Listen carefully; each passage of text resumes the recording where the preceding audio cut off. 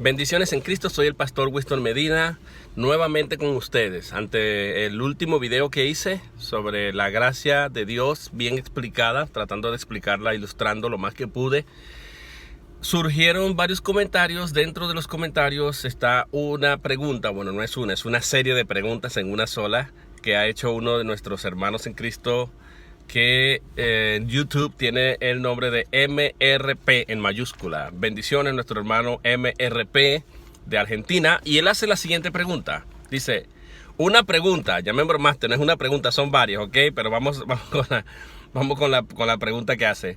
¿Cómo saber a qué grupo pertenezco? Recuerden que yo hablé de dos grupos, los escogidos de Dios y el resto de la humanidad que va a recibir la justicia directa de Dios. Entonces la preocupación de nuestro hermano, o más bien que a él le plantean, es ¿cómo saber a qué grupo pertenezco?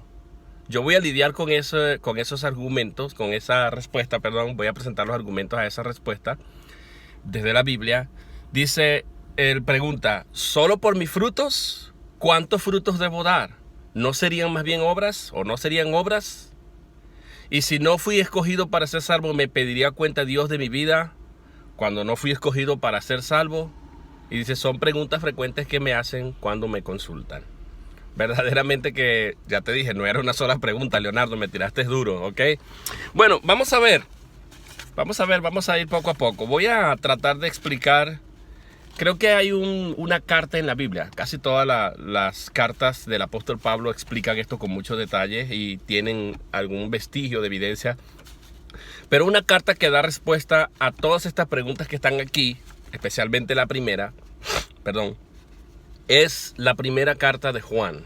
Si ustedes leen toda la carta de Juan, desde el primer capítulo hasta el último capítulo, creo que es el capítulo 5, creo que trae 5 capítulos esta carta completa, ustedes pueden darse cuenta que la preocupación de Juan fue presentar una evidencia bastante clara sobre quién es auténticamente cristiano y quién no lo es.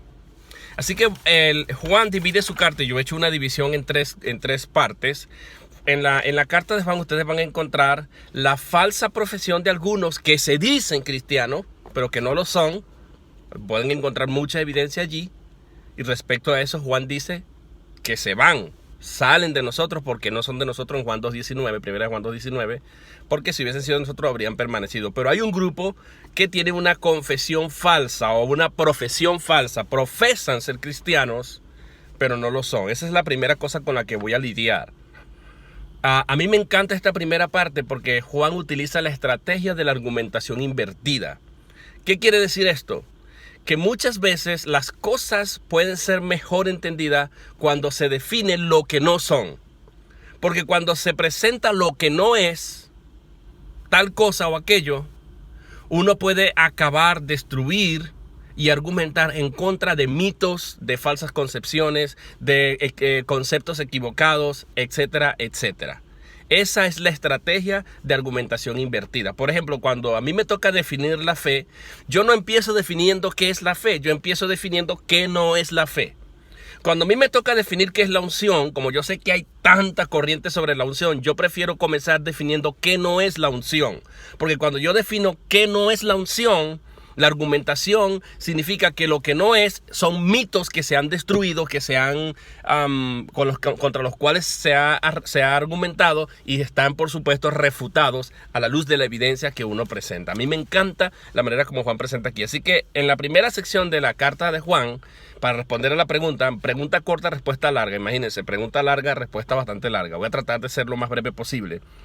Usando la estrategia de argumentación invertida, es la primera parte que vamos a ver, la falsa profesión, a la gente que profesa ser cristiano pero no lo es.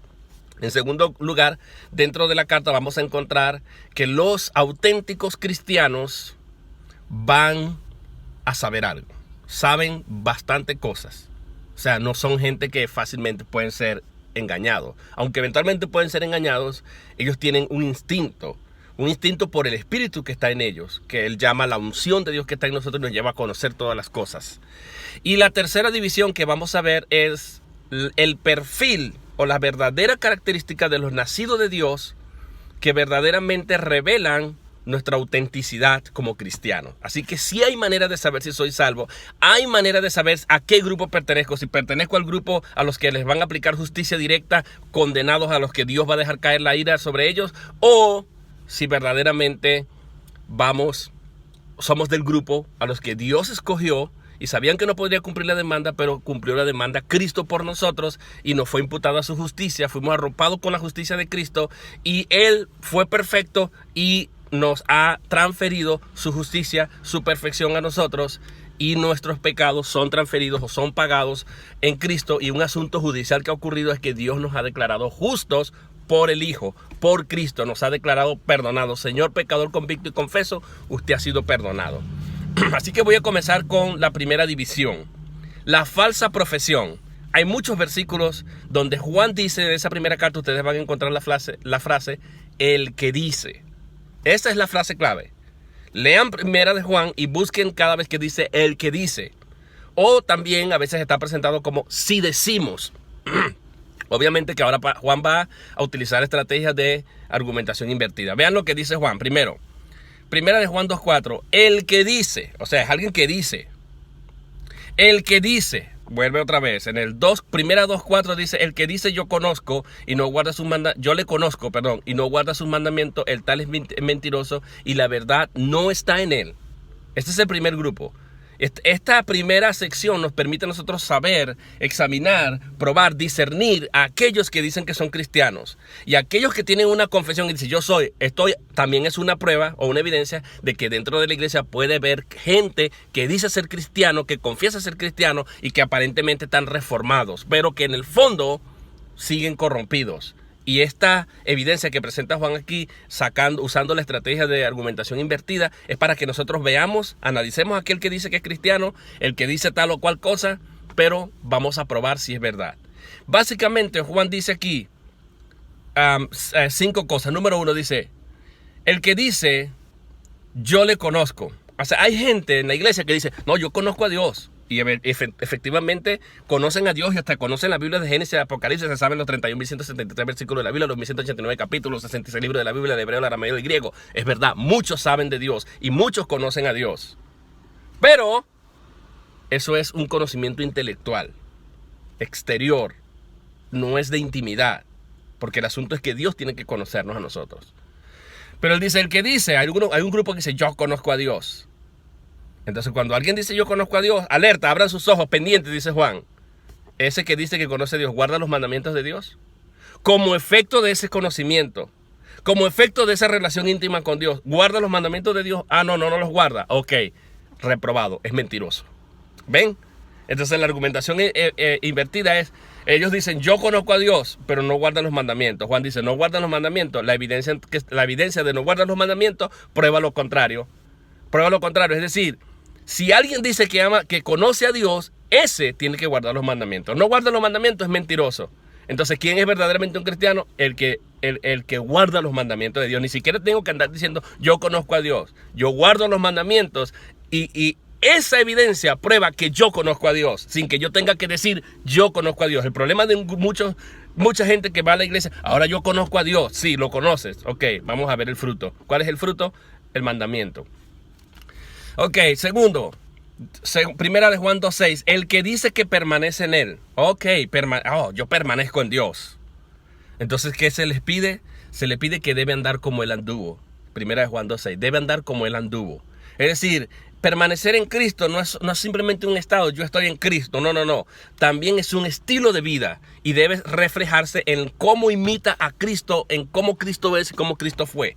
Ese es el punto. Debe imitar a Cristo, es un estilo de vida y el estilo de vida la gente tiene que ver a esa persona, en esa persona, a través de esa persona tiene que ver a Cristo. Esa es otra evidencia. Es decir, no basta con que yo diga yo permanezco en él, más bien mi estilo de vida hace un reflejo, hace eco a la vida de Cristo y la gente puede decir, oye, este es cristiano. Yo no necesito decirlo, es que la evidencia habla por sí sola. Así que la tercera cosa es, el que dice que está en luz. Hay gente que yo estoy en la luz, ahora yo conozco el evangelio, ahora yo estoy en Cristo. Yo estoy en la luz, pero dice y aborrece a su hermano. Eso es incompatible. Eso es mutuamente excluyente. Si yo verdaderamente estoy en la luz, yo no puedo aborrecer a mi hermano, odiar a mi hermano. Si hago eso, está en tinieblas todavía. Yo no sé cómo van a ser aquellos que dicen, no, tú eres un... Porque la gente a veces se mete en nuestros canales de YouTube para decir, tú eres un mentiroso, tú eres satánico, tú eres un hijo del diablo, tú estás enseñando una doctrina demoníaca, tú eres un demonio, tú estás confundiendo a la gente, tú eres un hereje. Ellos califican y nos aborrecen y nos odian y te vas a condenar al infierno. Tu iglesia está llena de huesos muertos, ustedes están muertos, están esqueléticos y nunca piden perdón.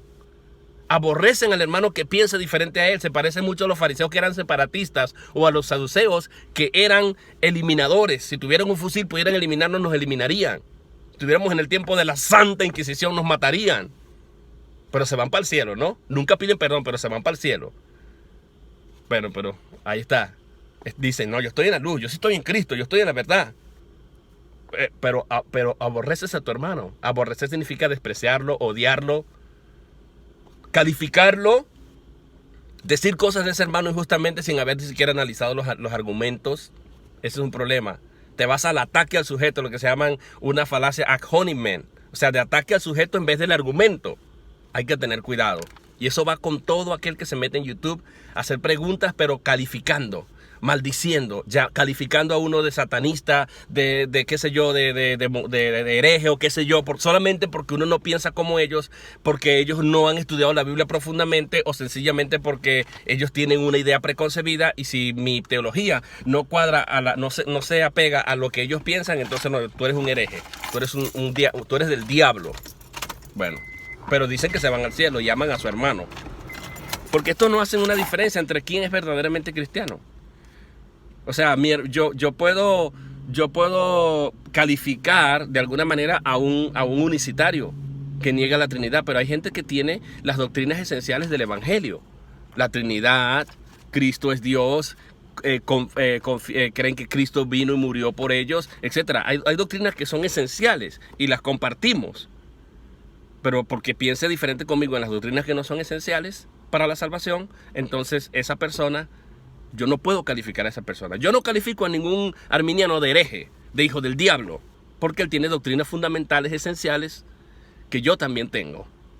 ¿Ok? Aunque diferamos en otras cosas. Pero bueno, ese es un punto aparte.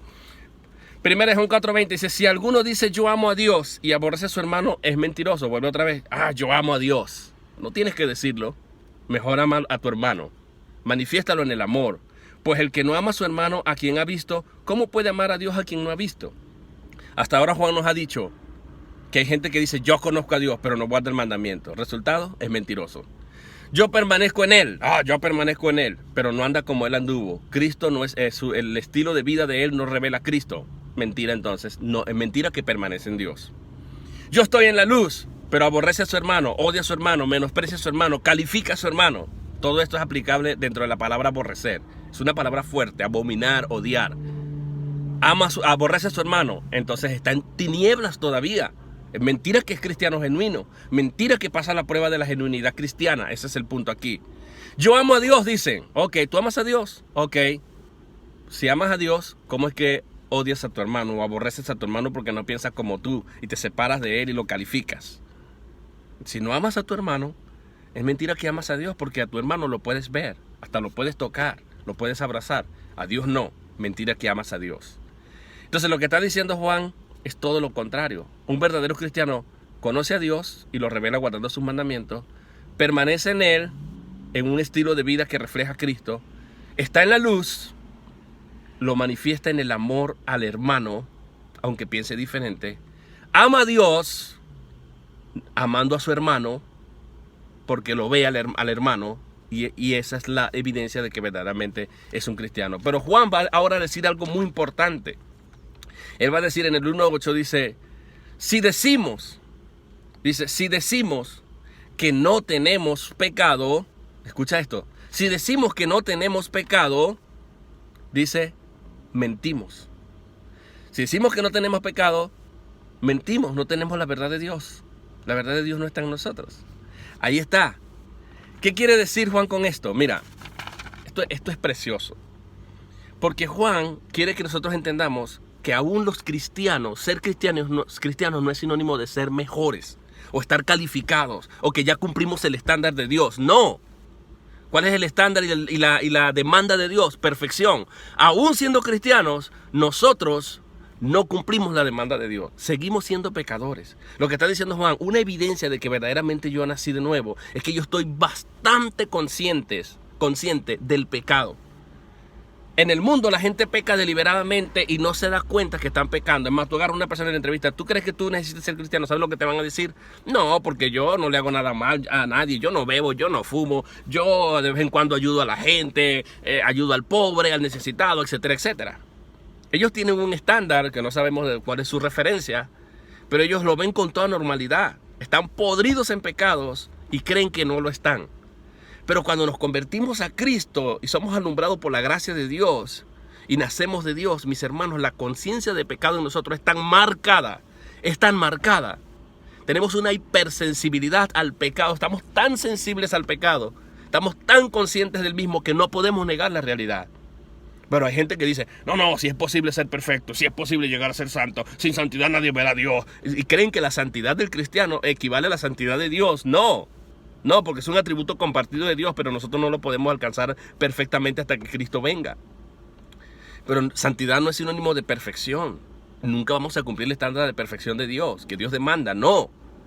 Tenemos una conciencia de pecado. El cristiano auténtico, nacido de nuevo, está muy consciente de su pecado y jamás va a decir que no tiene pecado, lo cual significa que tuvo pecados cuando conoció a Cristo. Cristo murió por sus pecados pasados, pero también murió por sus pecados presentes y murió por sus pecados futuros. Y el cristiano está consciente de que todavía tiene pecados y que se va a morir en pecado. Les tengo mala noticia: todo cristiano evangélico genuino nacido de Dios se va a morir en pecados.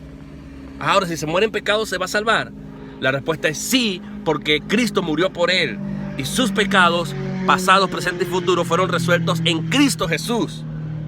En un próximo video voy a demostrar que Cristo murió por los pecados futuros para responder a argumentos de arminianos, especialmente de Iván Silva, que dice que eso es un cuento de que Cristo murió por los pecados futuros, y también nuestro hermano Víctor Manuel Banda. Vamos a responder a eso para probarles con la Biblia. Es más, el mismo Juan prueba que Cristo murió por nuestros pecados futuros. Y está bastante claro, solo que no entienden lo que es el sistema judicial, cómo funciona la justicia de Dios. Pero bueno, el punto es que el cristiano verdadero, él no anda diciendo yo no tengo pecado. Él sabe que tiene pecado. Y como él sabe que tiene pecado, él sabe que él no tiene ningún mérito para levantarse delante de Dios y merecer la salvación. Por eso es que la salvación no puede depender de nosotros, porque tiene, y aquí se aplica ¿cómo se llama? La voz activa. Este verbo tiene, está en voz activa y además está en modo indicativo. ¿Qué significa eso? Que tiene pecado, va a tener y los tendrá hasta el futuro. Y Dios nos escoge basado en que yo algún día voy a dejar de tener pecado. No, Dios no me escoge basado en que algún día voy a dejar de tener pecado, porque yo tengo pecado y jamás puedo mentirme ni engañarme a mí mismo diciendo que no tengo pecado. Yo no me puedo engañar a mí mismo. Dice, se engaña a sí mismo, dice Juan. ¿Por qué? Porque yo voy a tener pecado hasta que me muera y me voy a morir en pecado. Pero mi salvación no depende de los pecados que yo tengo, sino que depende de la perfección de Cristo imputada a mí. La sentencia que yo merecía la pagó Cristo. Él es mi sustituto perfecto. Y de eso vamos a hablar después. Pero ese es el punto. El punto, lo que Juan está diciendo aquí es, nosotros tenemos una conciencia tan marcada de lo que es el pecado y que tenemos pecado, que sabemos que no merecemos nada. Y que nuestra salvación no puede depender de nosotros. Porque la tenemos, la tendremos y nos moriremos con esa conciencia de pecado y con esos pecados dentro de nosotros. Pero nuestra salvación no depende de eso. Negar eso y decir que en algún momento yo puedo alcanzar la santidad ayunando, orando, haciendo vigilia, consagrándome a Dios, leyendo la Biblia. Negar que no tengo pecado es engañarnos a nosotros mismos, porque sí tenemos pecado. Juan también dice, si decimos que tenemos comunión con Él, o sea, con Dios o con Cristo, dice, y andamos en tinieblas, mentimos y no practicamos la verdad. La práctica de la verdad consiste que verdaderamente yo estoy en comunión con Él y vivo apartado del pecado, que es distinto a tener pecados. Es distinto al tener pecados. Ese es primera de Juan 1:6. Sigue Juan diciendo aquí, dice, si decimos que no hemos pecado, ahí está, no solamente tengo pecado, sino que hemos pecado. Seguimos pecando. Está en presente perfecto, que comenzamos a pecar, seguimos pecando y seguiremos pecando. Es presente perfecto, una acción continua. Estudien lo que es el presente perfecto en presente. Ahí está, una acción continua. Si decimos que no hemos pecado, ya yo no he pecado, ahora estoy en santidad porque ayuné 30 días, 40 días, 20 días y ahora estoy en oración y ahora estoy buscando a Dios. Ahora sí que alcancé un poquito de Dios. Ahora sí que estoy llegando a la estatura de Cristo. No nos engañemos, mis hermanos. El que comenzó la obra en nosotros la perfeccionará, porque nunca vamos a alcanzar la perfección a menos que Dios nos ayude. Al final, cuando Cristo venga, ahí es donde vamos a alcanzar el grado de perfección. Mientras tanto, vamos a ser imperfectos. No podemos cumplir la demanda de Dios, pero la buena noticia es que Cristo la cumplió por nosotros. Pero si decimos que no hemos pecado, entonces, ¿qué hacemos? Hacemos a Dios mentiroso. ¿Por qué? Porque Dios ha declarado que todo hombre es mentiroso. No hay justo, no hay uno, no hay quien busque a Dios, no hay quien busque lo bueno. Y por cuanto todos pecaron, judíos, gentiles, Adán, todos pecaron, están destituidos, están cortos de la gloria de Dios. Están destituidos de la gloria de Dios. Si decimos, no, tengo pecado, ahora sí estoy bien con Dios. ¿Quién dice que puede estar bien con Dios? Ningún cristiano dice, yo estoy bien con Dios. No, nosotros no estamos bien con Dios. En nuestros méritos, no. Estamos bien porque Cristo nos puso judicialmente en esa posición. Entonces el punto aquí, yo creo que ya me extendí demasiado. ¿Cuál es entonces el fruto? El único fruto del cual Juan va a hablar aquí es el amor. Es el único fruto y es consistente con todo lo que la Biblia dice. Por ejemplo, Gálatas 5:22 dice, y el fruto del Espíritu, es un solo fruto. ¿Cuál es el fruto? El amor. Del amor. Es del Espíritu, viene del Espíritu de Dios. El fruto del Espíritu, no es mi fruto. No es que yo voy a dar fruto, no. El fruto es del Espíritu. El Espíritu pone en mí el amor. Ese es el único fruto, esa es la única evidencia de que verdaderamente yo soy salvo. Y que ese fruto, por supuesto, se ve reflejado en mi comunión con Dios, en mi amor a Dios y en mi amor a Cristo, en mi amor al prójimo, en mi amor a mi hermano. Así se resume toda la ley. Amarás a Dios sobre todas las cosas y al prójimo como a ti mismo. Y Juan lo lleva más particular, dice, en la práctica del amor mutua, recíproca entre los cristianos. Amaos los unos a los otros porque es el mandamiento que tenemos de Dios, dice Juan. Entonces este es el punto aquí. El punto aquí es el amor de Dios. El amor de Dios es el único fruto. En Gálatas 5:22 dice, el fruto del Espíritu es amor. Y luego procede Pablo a explicar, amor, fe, es otra virtud maravillosa, pero también es fruto del Espíritu, no nace de mí, yo no aporto nada a la salvación, es fruto del Espíritu. El fruto del Espíritu es amor, para Pablo es amor. Fe, porque la fe resuelve mi problema con Dios. Mi salvación depende de esa fe que Dios mismo me ha dado por el Espíritu Santo. Ahí está el punto. Y luego Pablo va a decir amor, fe, benignidad, templanza, mansedumbre, dominio propio. Todo eso son virtudes que tienen que ver con mi relación con Dios, de amar a Dios, pero también de amar al prójimo, porque para amar al prójimo necesito ser benigno, necesito ser bondadoso, necesito tener mansedumbre, tener dominio propio.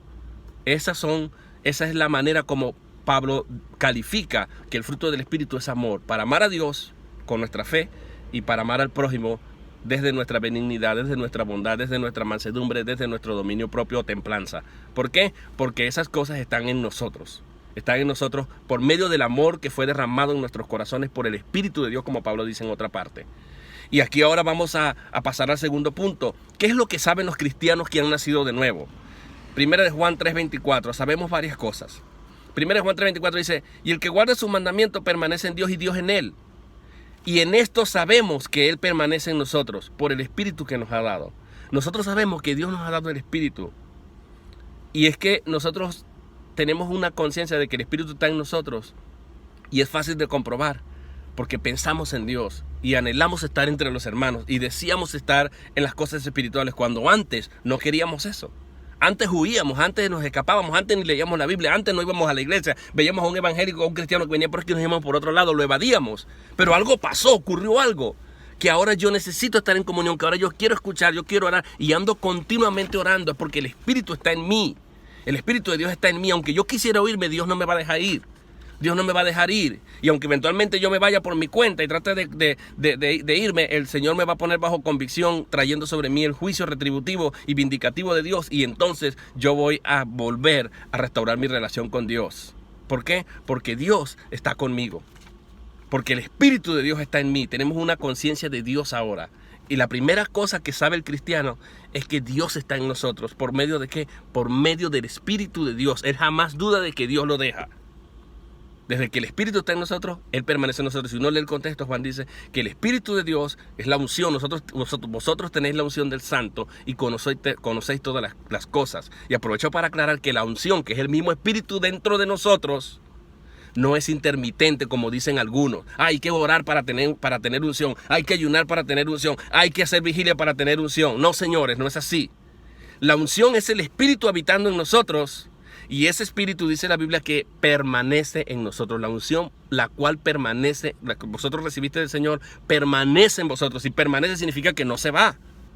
No es que hoy tengo unción y mañana no tengo unción, y hoy tengo más unción que mañana. La gente anda, la unción, un mito, la unción la miden. No, la unción no se mide, la unción es el Espíritu de Dios habitando en nosotros, permanentemente. Y está ahí en la carta.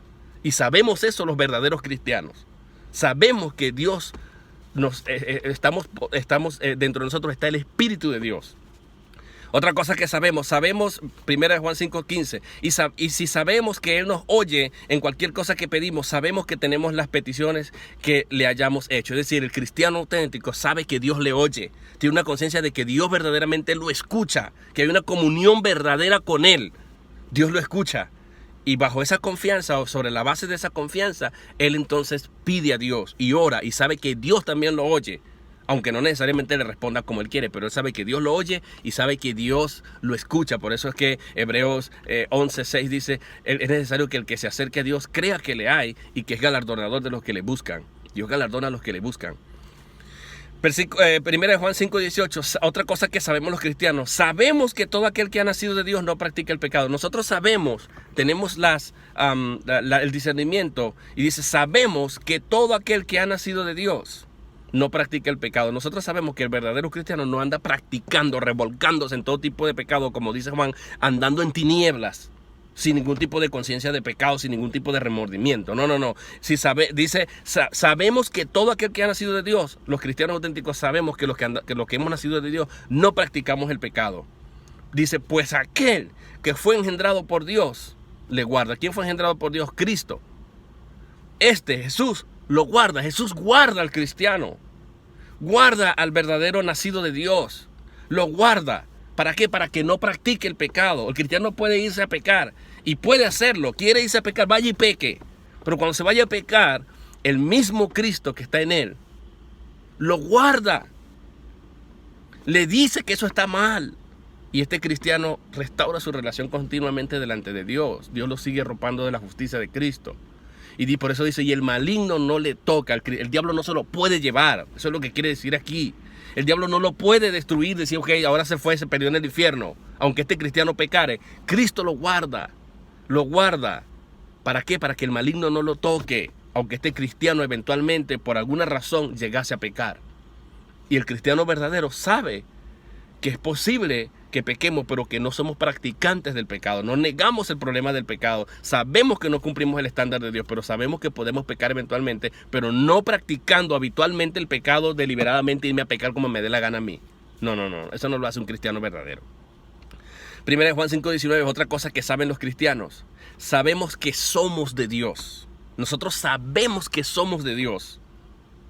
Y dice, ¿cómo? Dice, sabemos que somos de Dios y el mundo entero está bajo el maligno. Nosotros también sabemos que el mundo entero está bajo el maligno. Por eso es que aquí hay una pregunta que dice, ¿me pedirá cuenta Dios de mi vida cuando no fui escogido para ser salvo? Para Juan no queda duda de que todo el mundo entero está bajo el maligno. Y nosotros mismos estábamos bajo el maligno también. Y Pablo habla de eso mucho en todas sus cartas. Nosotros estábamos bajo el maligno. Pero la diferencia es que nosotros fuimos escogidos para ser un pueblo santo para Dios, apartado por Dios. Pero no podríamos cumplir el estándar. Cristo lo cumplió por nosotros y su justicia nos fue imputada, como lo expliqué en el video de ayer, de la gracia de Dios. Ese es el punto. Pero el verdadero cristiano sabe que es de Dios. Nosotros sabemos que somos de Dios. Y sabemos también que el mundo está bajo el maligno. Sabemos que está bajo el maligno. ¿Por qué Dios los va a juzgar a ellos? Dios los va a juzgar porque no crean. No, Dios los va a juzgar porque están bajo el maligno y porque siguen la corriente del maligno. Y además porque el mundo no quiere buscar a Dios. Y eso lo respondí en el video anterior. Todo el mundo está corrompido. Nadie puede cumplir el estándar de Dios. Y por no cumplir el estándar de Dios, bajo esa premisa, Dios lo va a juzgar con su justicia, dejando caer la ira sobre ellos porque son hijos de desobediencia. Ellos saben que aunque tienen la oferta de venir a Cristo, no pueden venir porque están muertos en sus delitos y pecados. Y esa es la base del juicio de Dios sobre ellos. Y Dios no puede mutilarse en sus atributos. Hay que volver a los atributos de Dios. Otra cosa que saben los cristianos, 1 Juan 5:20, pero sabemos que el Hijo de Dios ha venido. Nosotros sabemos que el Hijo de Dios ha venido. Y todo lo que se dice aquí lo sabemos los cristianos. Sabemos que Cristo ha venido. De que no estamos esperando otro Mesías como los judíos. Nosotros sabemos que Cristo ha venido y que nos ha dado entendimiento. Escucha, el cristiano auténtico sabe que Cristo nos ha dado entendimiento para conocer al que es verdadero.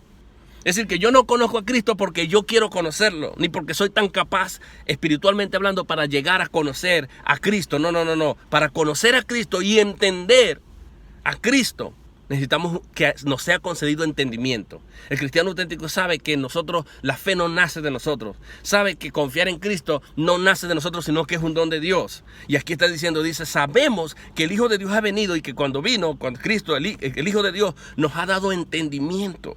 Él nos ha dado entendimiento y cuando nos ha dado entendimiento podemos entonces conocer al que es verdadero, y estamos en el verdadero, sabemos que estamos en el verdadero, en su Hijo Jesucristo. Este es el verdadero Dios y sabemos los cristianos que ese verdadero Dios, que Cristo es el verdadero Dios, pero también que Cristo es la vida eterna. La vida eterna no es algo efímero, es una persona, es Cristo y que mora en nosotros y que no puede negarse a sí mismo. Y que lo que me ha prometido lo va a cumplir hasta el fin. Y este es el punto aquí. Nosotros los cristianos sabemos entonces que Cristo nos ha dado entendimiento. Que vino, que ya no tenemos que volver a esperar a otro Cristo porque Cristo ya vino. Y sabemos que Él mismo se encargó de darnos entendimiento para que podamos conocerle. O sea que el conocimiento no sale de nosotros, ni la fe sale de nosotros, ni la habilidad de conocer y entender sale de nosotros. Él nos las tiene que dar. Él nos las tiene que impartir. Cuando nos las imparte a través de la regeneración, a través de la influencia del Espíritu Santo que nos hace renacer por medio de la palabra de Dios, entonces cuando somos conscientes del pecado y venimos a Cristo y obedecemos porque Dios nos ha dado entendimiento para que podamos conocerle. Podemos decir muchas cosas, hay muchos otros textos que hablan de eso, pero pueden buscar saber y conocer en una concordancia y pueden encontrar más, porque, por ejemplo, dice, sabe que es justo. El justo, dice, sabe también que el que es justo practica también la justicia. Nosotros sabemos que el justo practica la justicia. Trata de vivir bajo ese principio, aunque no perfectamente, también lo sabemos, ¿no? Porque no podemos negar que tenemos pecado. Y no podemos negar que podemos pecar. Dice, si alguno pecare, abogado tenemos para con el Padre. Dice Juan en el capítulo 2, 1 Juan 2 dice, hermano, estas cosas les he escrito para que no pequéis. O sea, estas cosas nos ayudan a nosotros. No es porque no vamos a pecar, pero dice, para que no pequéis. Pero dice, pero si alguno pecare, es decir, Juan no quiere que nosotros malentendamos que no vamos a pecar nunca. No, yo les digo esto para que no pequéis, o sea, para que evitemos a toda costa la práctica del pecado, para que no pequéis en voz activa, en modo indicativo. ¿Qué está diciendo esto? Está diciendo, para que no vivan habituados al pecado, practicando el pecado deliberadamente, habitualmente, como que sin ningún tipo de remordimiento, pues. Estas cosas yo les escribo para que ustedes no pequen. Pero si alguno pecare, que eventualmente vamos a pecar, tenemos pecado, obviamente que si tenemos pecado, ¿cómo que no vamos a pecar? Podemos pecar, pero cuando pequemos, tenemos como abogado Jesucristo el justo, que es un versículo clave para entender cómo Cristo murió por nuestro pecado futuro. Lo voy a responder pronto. Así que tenemos todas estas cosas, sabemos que es justo y practicamos la justicia. Ahora voy a pasar a la tercera división, que es lo que verdaderamente manifiesta el fruto de un verdadero cristiano para yo saber que soy de Dios. Y número 1, 1 Juan 3:9 nos dice que el verdadero cristiano no practica el pecado. Puede pecar, es probable que peque, pero no puede permanecer en ese pecado y no puede practicar ese pecado continuamente. No puede andar pecando deliberadamente como en el mundo, no. Como en el mundo no, porque sabe que el mundo no es nuestra naturaleza. Y si se va y lo hace, entonces sencillamente revela que no es cristiano verdadero. Como dice segunda de Pedro 2 del 1 en adelante. Solamente me reformé externamente, pero seguía siendo un perro, seguía siendo un puerco lavado, una puerca lavada, y sencillamente nunca fui regenerado por dentro, solamente fue algo externo. La palabra de Dios me hizo ayudarme a reformarme un poco, pero luego no pude evitarlo, me fui porque esa es mi naturaleza. Y es lo que dice también Juan aquí. 1 Juan 3:9, todo aquel que es nacido de Dios. Noten ustedes que el verbo nacer es un verbo que aquí aparece en voz pasiva. Es nacido de Dios porque yo no tengo el poder para nacer por mí mismo. Alguien tiene que darme a luz, alguien tiene que engendrarme, alguien tiene que hacer que yo nazca. Y es por eso que dice es nacido de Dios, no es voz activa, porque es un verbo impersonal, aunque en español nosotros decimos yo nací el 22 de marzo. Ok, yo nací. Yo no nací, a mí me nacieron, a mí me hicieron nacer, que es distinto, es voz pasiva, debería ser voz pasiva, es un verbo impersonal. O en inglés se dice I was born, yo nací, I was born, yo fui nacido, es lo más correcto. Todo aquel que es nacido de Dios no practica el pecado, esa es la evidencia. ¿Cuál es la evidencia? No practica el pecado, porque la simiente de Dios, mire lo que dice, la simiente de Dios permanece, nunca se va la simiente de Dios. Si la simiente de Dios se fuera del cristiano, entonces la salvación sí se pierde. Pero la simiente de Dios permanece en el verdadero nacido de Dios. Y como permanece esa simiente, es la voz de Dios que me dice que estoy mal, que me hace consciente de mi pecado y que me pone bajo convicción y que resuelve mi problema de pecado de la vida diaria y del futuro. Porque la simiente de Dios permanece en nosotros. Y dice que como permanece en nosotros, no puede pecar. O sea, no puede pecar pecando, practicando el pecado. Puedo pecar, pero no continuamente. No como un hábito, no como lo hacía en el mundo.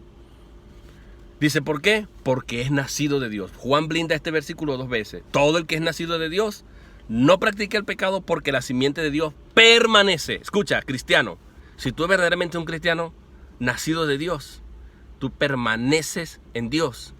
La simiente de Dios permanece en ti. No se trata de que tú permanezcas en Cristo, sino que la simiente de Dios permanezca en ti, porque esa es la evidencia de que eres nacido de Dios y es la evidencia que te va a ayudar, es la fuerza que te va a ayudar a ti a que no peques deliberadamente, a que hagas pecados habituales.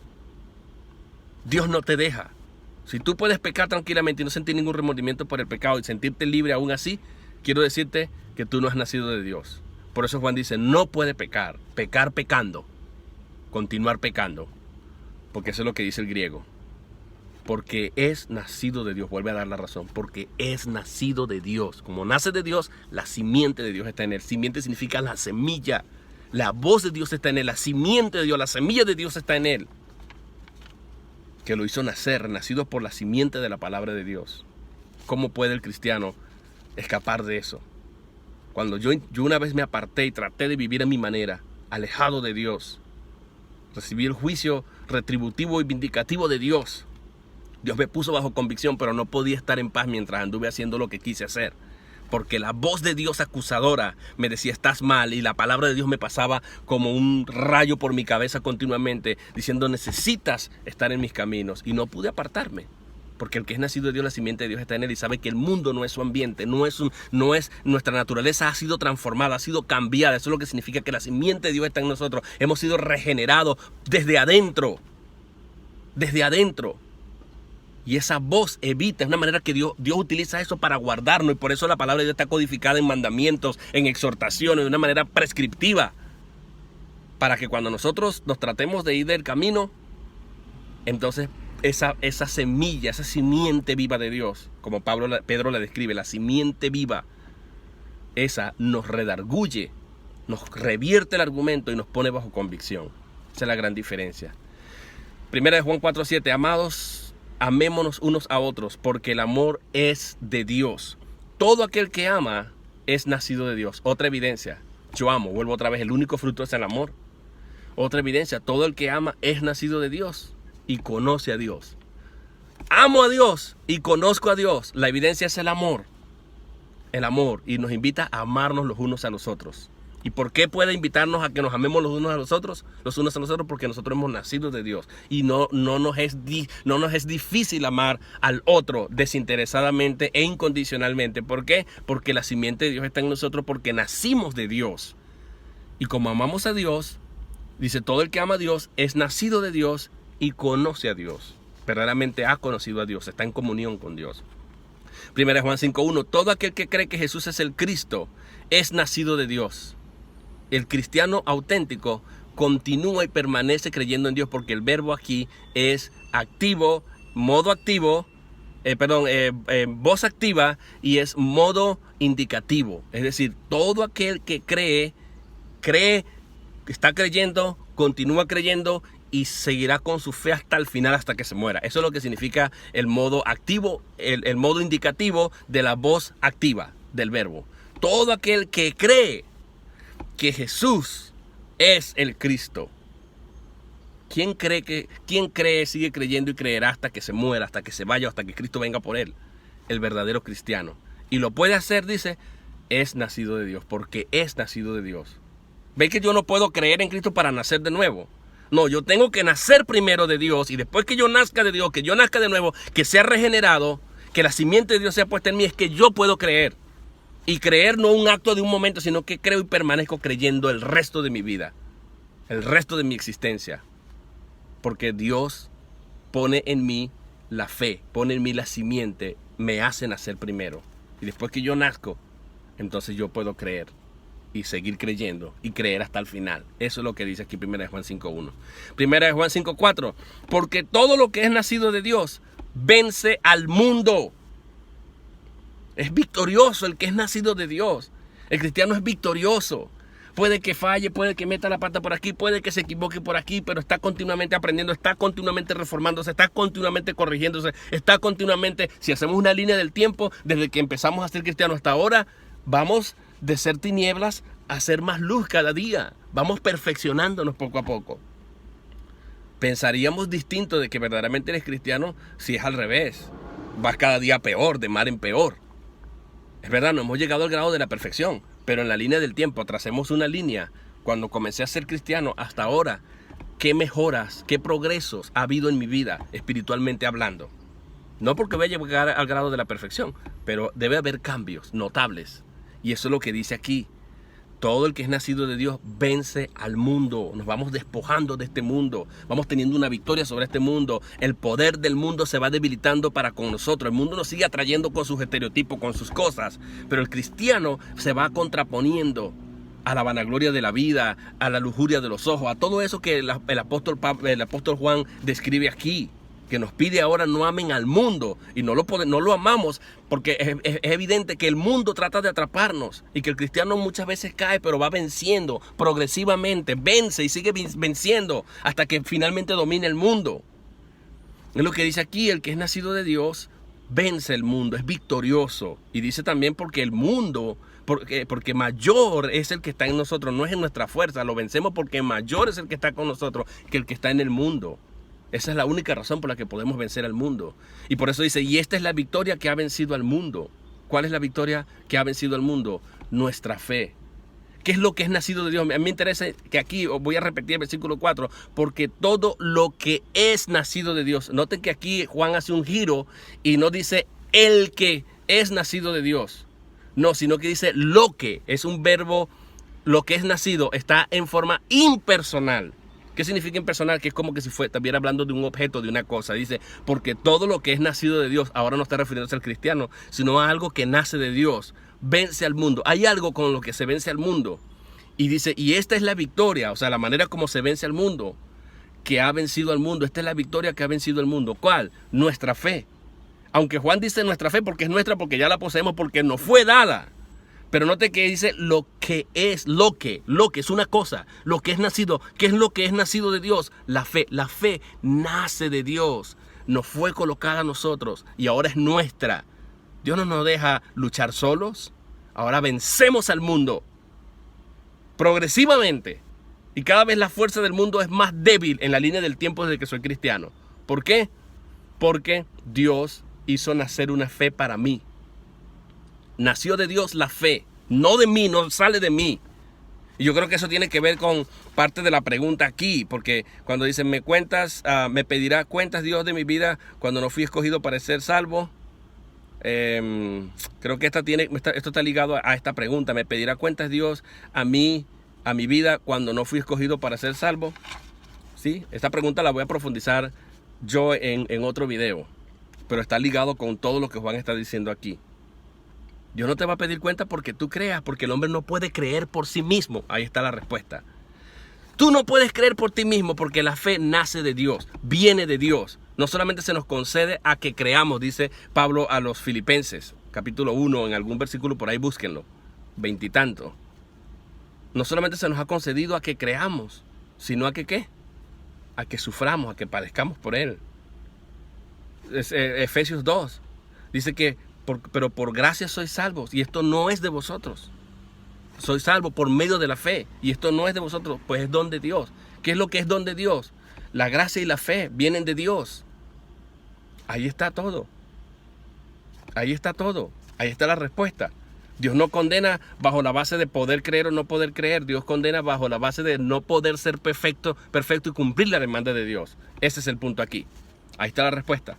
1 Juan 5:18. Sabemos que todo aquel que ha nacido de Dios no practica el pecado. Vuelve a repetir Juan. Ya está casi cerrando su libro, su carta. Está diciendo, no practica el pecado. Pues aquel que fue engendrado por Dios, ¿quién es ese? Cristo. El Cristo le guarda y el maligno no le toca. Es guardado por Cristo, es guardado por Dios. Y el maligno no le toca. Entonces ustedes pueden ver que a lo largo de la carta, Juan habla de un solo fruto. No hay varios frutos, un solo fruto. Y es consistente con todo lo que Pablo dice. Y cuando Cristo habla en Mateo 7, en Mateo 7 del fruto, dice por sus frutos, aunque está en plural, porque Cristo está hablando de una alegoría. Por sus frutos los conoceréis. Hablando del fruto de los árboles. Por eso lo habla en plural. Pero luego usted se va a dar cuenta más adelante que va a decir el que hace la voluntad de Dios. El que no hace la voluntad de Dios no está manifestando el fruto. ¿Cuál es la voluntad de Dios? Que nos amemos a Dios, que amemos a Dios sobre todas las cosas y a nuestro hermano. El amor mutuo, ese es el fruto. Ese es el verdadero fruto. El único fruto es el amor, es un solo fruto. Dice, no serían obras, bueno, Efesios 2, 9 al 10 dice que ciertamente las obras ni siquiera vienen de nosotros tampoco. Las obras también son don de Dios. Son don de Dios. Ahí está en Efesios 2:10. ¿Por qué? Porque dice que esas obras fueron creadas desde de antemanos para que andemos en ellas, para que anduviésemos en ellas. Ni siquiera son obras que yo me las invento. Ay, voy a hacer algo para agradar a Dios. No, esas obras no vienen de mí. Son obras que Dios ya ha creado para nosotros, para que andemos en ellas. Y nos habilita para que andemos en ellas. Pero ese no es fruto, no es el fruto. No se confundan en obras con fruto. El fruto es el amor. Y la clave está en el Espíritu de Dios. Y las obras ya fueron creadas por Dios. Pero eso sí, las obras son pagadas como recompensa adjunta a no a nuestra salvación, sino a nuestras obras. Las obras van a ser recompensadas como si fuera poco. Dios las creó, nosotros cumplimos las obras de Dios, y aunque no pudiéramos cumplir las obras de Dios, porque eventualmente puede ser que no, yo puedo fallar en las obras de Dios, pero no puedo fallar en el fruto. Si yo fallo en las obras de Dios, sencillamente no recibo recompensa. 1 Corintios 3, del 12 al 15. No recibo recompensa, pero el mismo es salvo, dice Pablo. Somos salvos no por las obras que haga o deje de hacer. Es un efecto de que he nacido de nuevo. Obviamente que el cristiano que ha nacido de nuevo, Santiago dice que la fe sin obra es muerta. Tiene fe, obviamente que el cristiano se va a sentir mal siendo ocioso, pero si no pudiera llegar a hacer ningún tipo de obras, como el ladrón de la cruz, por ejemplo, sencillamente no tiene recompensa, no tiene premio, no tiene galardón, porque las obras que hacemos en Cristo, el que edifica en Cristo, tiene recompensa. El que no, sufre pérdida. Eso es lo que dice Pablo, eso es lo que dice la Biblia. Entonces, ese es el punto, ¿no? El punto es que hay que hacer una diferencia entre lo que son obras. Cuando yo hago obras en Cristo, con la calificación de oro, plata y piedras preciosas, quiere decir con esas cualidades de excelencia, de calidad, que el Espíritu de Dios continuamente está observando, yo voy acumulando galardones en el cielo. Es para mi galardón en el tribunal de Cristo. Yo tengo un video, les voy a poner el link ahí en la descripción, para que ustedes puedan ver ¿para qué son las obras del cristiano? El cristiano es recompensado ante el tribunal de Cristo, no en el juicio. El mundo va al juicio final y los cristianos van al tribunal de Cristo. El tribunal de Cristo no va a todo el mundo, solamente los cristianos, para dar cuenta de sus obras en Cristo Jesús. Estas obras que Cristo creó. Pero puedo hacer una obra mala como cristiano también. Lo puedo hacer de mala gana, lo puedo hacer por algún interés, lo puedo hacer sin poner a Cristo en perspectiva. Y puedo hacer la obra, aunque la haga, puede ser calificada como mala obra. Y voy a recibir pérdida. Voy a perder porque estoy edificando con hojarasca, heno o madera, como dice Pablo en 1 Corintios 3, del 12 en adelante. Entonces, ¿qué me queda? ¿Perder mi salvación? No, las obras no me hacen perder la salvación. Ni son evidencias de que yo soy verdaderamente salvo, sino que o que son causas para mi salvación, sino que si las obras sencillamente es una muestra de que mi fe es genuina y verdadera. Prueban mi fe. Las obras simplemente prueban mi fe genuina, pero no mi salvación. Lo que prueba que verdaderamente soy salvo y nacido de Dios es el amor a Dios y a mi hermano. El amor a Dios y a mi hermano es el único fruto. Y por eso repito, cuando dice Pablo, el fruto del Espíritu es ¿qué cosa? Es amor, fe, las dos cosas. Amor, porque Dios me pone su amor en mí y eso hace que yo entonces ame a Dios, tenga fe en Dios. Y luego dice benignidad, bondad, mansedumbre, templanza. Todo esto tiene que ver con mis problemas relacionales, interrelacionales con mis hermanos. Pero como el fruto es el amor me hace tener fe en Dios, porque ahora puedo amar como Dios ama. Y lo dice Juan también, porque Dios me amó primero. Como Él me amó, yo lo puedo amar a Él y puedo amar a mi hermano. A todo el que nace de Dios también yo lo puedo amar. Eso es lo que dice Juan. Y hay muchas cosas que podemos decir. Voy a terminar con un versículo muy favorito de los arminianos. Juan, el Evangelio de Juan, el mismo autor, Juan 1:11. A los suyos vino y los suyos no le recibieron. Hasta el 13 lo voy a leer. Mas a todos los que le recibieron, o sea, todos pueden recibirle, les dio potestad de ser hechos hijos de Dios, a los que creen en su nombre. Y ahí está la gente. Tienen que creer en Cristo, vengan, crean. No, pero es que no, si Dios no los habilita, ¿cómo pueden creer? No pueden creer, tienen que nacer de Dios para poder luego creer. Nacen primero, son regenerados y después creen. Y aquí está. Mas a todos los que le recibieron les dio potestad de ser hechos hijos de Dios, a los que creen en su nombre. Pero ahora va a aclarar, lo que no leen es el 13, lo dejan hasta ahí. El 13 dice, los cuales no son engendrados de sangre. Esos hijos que creen en Cristo, que nacen, y es el mismo autor, que nacen de Dios, no son engendrados de sangre, ni de voluntad de carne, ni de voluntad de varón. O sea que la voluntad del hombre no juega ningún papel en la salvación del hombre, sino que dice que son engendrados de Dios, más de Dios.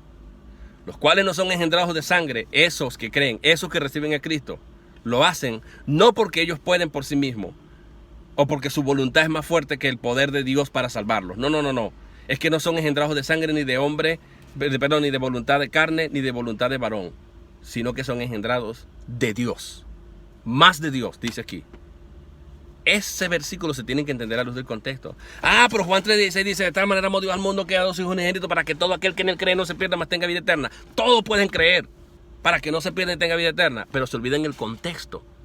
Cuando Cristo está hablando, el contexto es que Cristo está hablando con Nicodemo. Es necesario nacer de nuevo, del agua y del Espíritu. El Espíritu tiene que regenerarlo, porque el que es nacido de Dios, el que es nacido del Espíritu, no sabe de dónde viene ni de dónde va. Ese es el que es nacido de Dios. No sabemos cómo ocurre, en pocas palabras. No sabemos cómo se da ese proceso, pero se da. Y cuando se da, entonces puedo creer para no perecer. Ese es el contexto. Ningún versículo dice que si yo creo, Cristo mismo dice, no pueden venir a mí si el Padre no lo atrae. Cristo dice, no quieren venir a mí porque no quieren que se les manifieste que sus obras no son hechas en Él. El mismo Juan 3, del 17 en adelante. No vienen a la luz para que sus obras no sean reprendidas, porque sus obras no son hechas en Dios, son hechas en tinieblas. Pero el nacido de Dios sabe, tiene una conciencia de pecado. Y ahora, ¿quién me puede salvar? Cristo me salva. Y la evidencia es el amor a Dios y el amor a los demás. Y sabe muchas cosas que están dichas allí. Aunque no conozca la Biblia, Él lo sabe por el Espíritu de Dios que está en Él. Tiene el Espíritu de Dios. Nace en la familia de Dios, es nacido de Dios y puede amar, sabe que puede perdonar. Si sabe amar, ¿cómo que no puede perdonar? Algunos sacan Mateo 6 y dicen, no, aquí dice si no perdonáis tampoco serán perdonados. Sí, pero es que se les dice eso en forma prescriptiva porque estamos habilitados para hacerlo. Porque si Dios nos amó, nos perdonó por su amor, ¿cómo es que nosotros no podemos amar y no podemos perdonar? Por eso se nos puede prescribir. Y si no pudiéramos perdonar, no pudiéramos perdonar al otro, ¿cómo Dios nos puede perdonar? No nos perdona porque sencillamente nunca nos ha perdonado, nunca nos ha amado, nunca nos ha dado, nunca nos ha habilitado para eso. Dios no nos va a pedir algo que nosotros no podamos hacer. Ese es el punto. Y lo hacemos imperfectamente. Eso tengo que dejarlo bien claro. Dios comparte sus atributos con nosotros y esos atributos los hacemos imperfectamente. Imperfectamente. Pero lo intentamos. Pero una hora hablé, mire, imagínense. Volviendo a la pregunta de nuestro hermano Leonardo.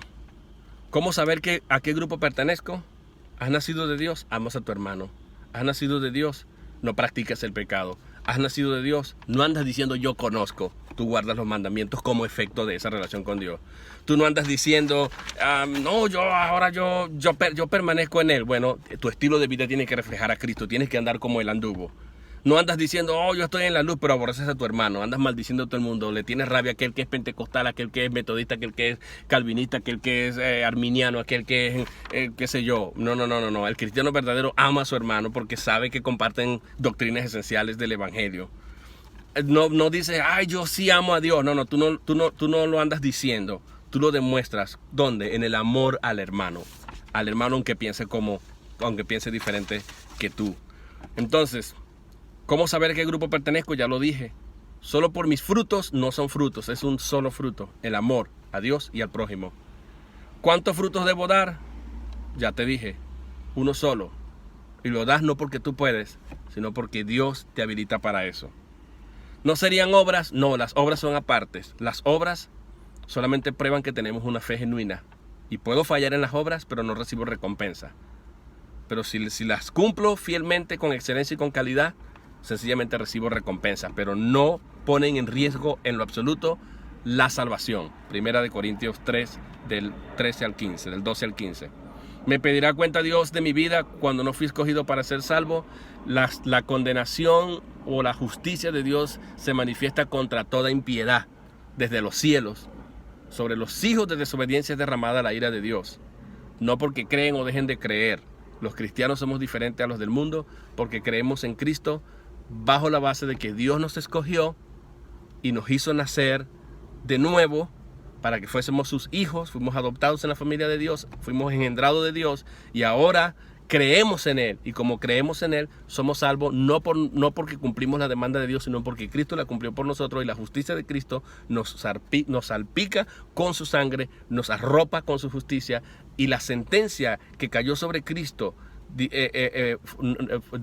que Él verdaderamente era justo, cae sobre nosotros. Señor pecador confeso y convicto, usted ha sido perdonado sobre la base del sacrificio de aquel que tomó el juicio en su cuerpo, en su muerte expiatoria.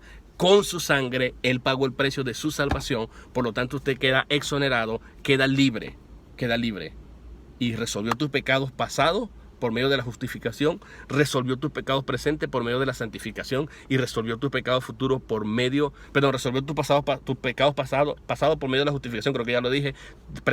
Tus pecados presentes fueron resueltos en la santificación y tus pecados futuros fueron resueltos en la glorificación, que aunque no se ha dado, se va a dar, porque el que comenzó la obra en nosotros la perfeccionará hasta el día de su venida. Él no puede fallar, Él la va a cumplir. El verdadero nacido de Dios ama, el verdadero nacido de Dios no practica el pecado y aunque eventualmente peque, él sigue siendo salvo. ¿Bajo qué parámetro? De que Cristo es mi abogado y de que Cristo es justo y de que Cristo es fiel y que puedo tener confianza en Él porque Él cumplió la sentencia y una sentencia judicialmente hablando pagada no puede volver a reclamarse o volver a pagarse. Esa es la base de nuestra confianza. Bendiciones. Lean toda la carta de Juan para que ustedes puedan darse cuenta lo precioso cómo Juan combina prescripciones, mandamientos, permaneced en Él, para que no seamos engañados, ¿no? Porque tratan de engañarnos y se nos dice permanezca, obviamente porque podemos permanecer. Y así muchas cosas. Es maravilloso este libro, pero revela cuál es la evidencia, el fruto y la verdadera identidad de un cristiano. En esto sabemos que hemos pasado de muerte a vida, en que amamos a nuestros hermanos.